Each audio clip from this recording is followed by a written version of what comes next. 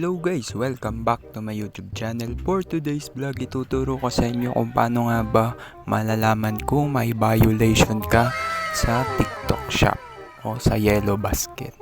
Punta kayo guys dito sa inyong profile sa may TikTok. Then click nyo to TikTok shop. Yan. Dito guys, yan makikita nyo yung i-scroll down nyo. Yan. Then punta kayo guys dito sa account standing. Yan.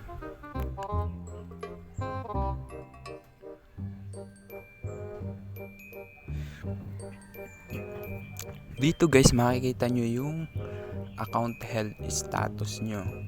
Pag kayo nagka-restriction dyan, nagka-violation dito hanggang 24, kita nyo naman to. Yan ito.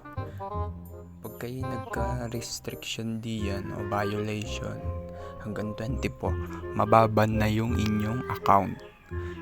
Then ako guys dito ay nagka-violation na, video violation lamang to. Kaya hindi dito nag-record.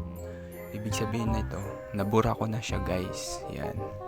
Then iintay na lang ako ng 90 days para mabura yung violation ko o yung record ko na violation. Yan.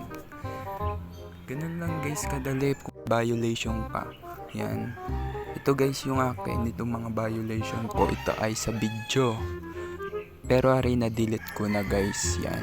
Pasensya ka na kayo at maingay. Yan.